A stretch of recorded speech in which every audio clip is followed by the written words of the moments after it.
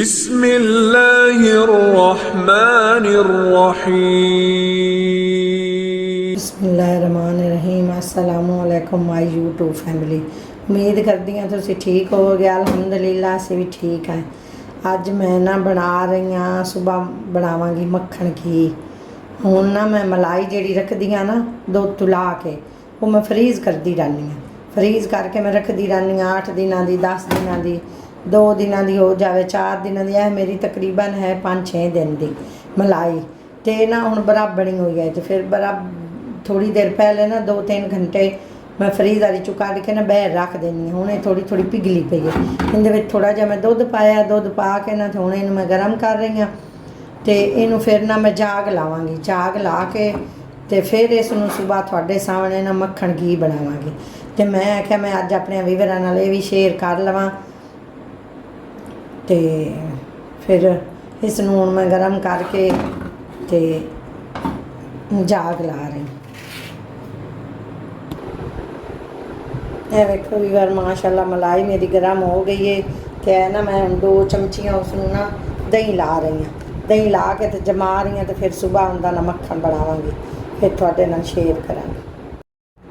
माशाल्लाह वीवर है वेखो दुध मेरा जम गया है। जिहड़ी मैं कल रात की मलाई जमाई हुई है हुण ये मेरी तैयार हो गई मलाई। तो हुण मैं मक्खन बनाउण लगी। वीवर है वेख लो, है मेरी छोटी जी ना मैं मधानी लेके रखी हुई, छोटी जी मधानी है, ज़्यादा बड़ी नहीं है, छोटी जी मधानी है। इसनूं मैं धो के रख लिया, धो के खुश्क करके हुण माशाल्लाह इहदे विच मैं पाउण लगी जी। बिस्मिल्लाह। इसनूं ना सुबह मैं उठी हाँ ना, सुबह मैं वेख्या ना कि मेरा दुध तैयार होया पिया, मलाई मेरी तैयार हो गई। इसनूं ना फिर मैं घंटे का टाइम दे के ना तो इन्हूं मैं फ्रीज़र विच रख दिता सी। फिर ये बड़ी ठंडी हो गई है, ठंडी करके फिर इन्हूं रड़कीवे तो फिर ये बहुत अच्छा मक्खन बनता है। बिस्मिल्लाह। वेखो वीवर माशाल्लाह हुण मधानी मेरी चल गई है। हुण थोड़ी देर तक ना ये दुध मेरा रड़की के तैयार हो गएगा। वीवर है वेखो माशाल्लाह इस तरह मेरी मलाई रिड़की गई है। हुण मैं थोड़ा जिहा विच पा रही हाँ पानी। इस तरीके नाल बनाया करो मक्खन, बहुत अच्छा बनता। दुध जितां ती जमावीए ना उतां ती फिर किदू ये अच्छा बनता मक्खन। इवें मलाइयां दे मक्खन बनदे हुंदे ते दुध लोग क्यों काढ़ के मक्खन बनावे ना। इवें मलाई दा दुध नहीं मक्खन बनता। मलाई नूं पहले जमा किया करो, वो भी बर्फ वाले खाने फ्रीज़र विच रखी करो कि आम जिहड़ी है ना उरले फ्रिज विच रखण नाल ना मलाई च स्मैल आवें लग पौंदी। है वेख लो माशाल्लाह ये मेरी 1 महीने दी मलाई जुड़ी हुई है। थोड़ा दुध मैं लैनी हाँ ना तो उनकी मलाई जुड़ी हुई, तो ज़रा जिन्नी हमक नहीं आई, ज़रा जिन्ना कलर चेंज नहीं होया। माशाल्लाह कितना अच्छा कलर मक्खन दा है। तो ये मलाई जिहड़ी है ना मलाई जमा करके फिर उनदे विच थोड़ा जिहा दुध पाया करो, उन्होंने गर्म करके 2-3 घंटे पहले फ्रीज़र चों कढ़ के बाहर रख लई। फिर थोड़ा जिहा दुध पाया, पा के फिर उन्होंने हल करके दुध ते मलाई नूं थोड़ा जिहा नीम गर्म करके फिर ठंडा हो लवे ना, गर्मियाँ ठंडा हो लवे तो फिर उनदे विच 2-3 चमचियाँ दही पा दी, दही पा के जमा दी। फिर सुबह उनका मक्खन बनाया। हुण मैं मक्खन कढ़दी हाँ थोड़ी देर तक तो फिर मैं तुहानूं विखानी हाँ। वेखो वीवर माशाल्लाह मैं थोड़ा जिहा पानी पा लिया, पानी पा के ना थोड़ा जिहा तुगे से थोड़ा जिहा वेख्या ना तो जग मोटी जग जी बन गई। उस टाइम थोड़ा जिहा पानी पाना चाहिए। तो उस तो बाद थोड़ी देर रिड़किया तो रिड़क के ना तो फिर मक्खन मोटा बन जाता।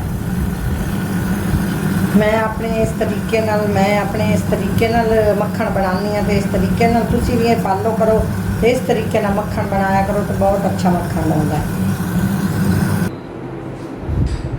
माशाल्लाह वीवर है वेखो कितना अच्छा मक्खन मेरा बन गया, तैयार हो गया है।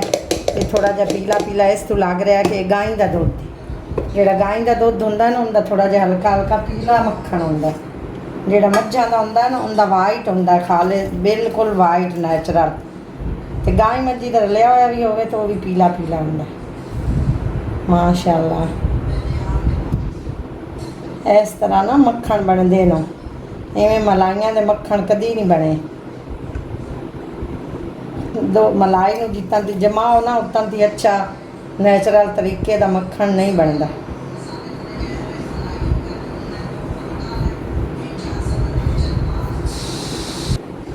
माशाअल्लाह वीवर है देख लो मक्खन मेरा कितना अच्छा तैयार होया पे। तो लस्सी भी इस तरह इंज लग रही है जिवें ताज़े ताज़े दुध की बनी हुई माशाअल्लाह।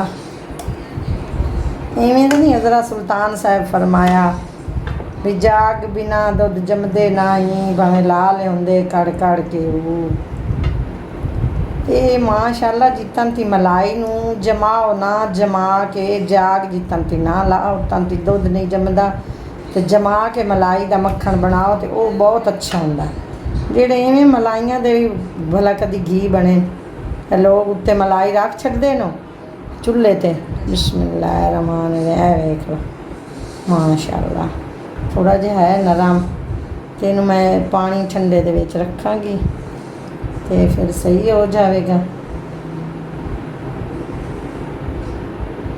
मिट्टी का भी बर्तन है मेरे को बहरहाल मेरी मलाई आई थोड़ी तो मैं तां करके ने इस बर्तन दे विच मैं मलाई रखदी हाँ फ्रिज विच फ्रीज़र विच। तो फिर मैं इस दे विच ही जमा के तो फिर बना लैनी हाँ मक्खन।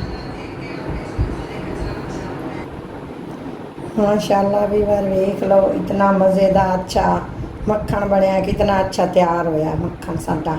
वेख लो किस तरीके नाल लुक वेख लो कलर वेख लो कितना अच्छा है। वेख लो लस्सी भी इतनी अच्छी मज़े की लग रही है ना। कोई मेरे कोल पीवन वाला नहीं है मैं इतनी ज़्यादा लस्सी वगैरह नहीं पींदी। तो माशाअल्लाह मधानी भी वेख लो इनू मैं धो के ते साफ़ कर लिया। इनू हुण मैं थोड़ी देर वास्ते ना धुप ते रखांगी। इनू थोड़ी जी ना धुप लवानी चाहिए। धुप लवा के ना फिर इनू दराज में पैक करके रखा करो। इवें ना रखी करो कि क्यों विचों हुण समैल आउंदी है फिर मक्खन विचों भी समैल आउंदी है। तो अज दी वीडियो दा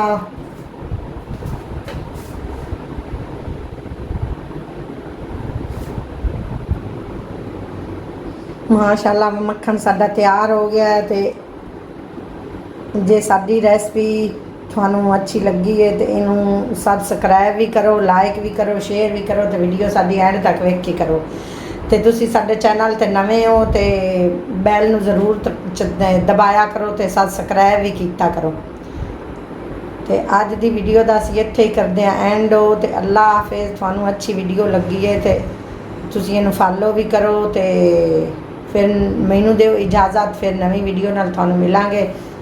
तो हसदे रहो वसदे रहो खुश रहो आबाद रहो सदा सलामत रहो। तो इस मेरे तरीके नाल तुसी मक्खन घी बनाओ तो बहुत अच्छा बनेगा।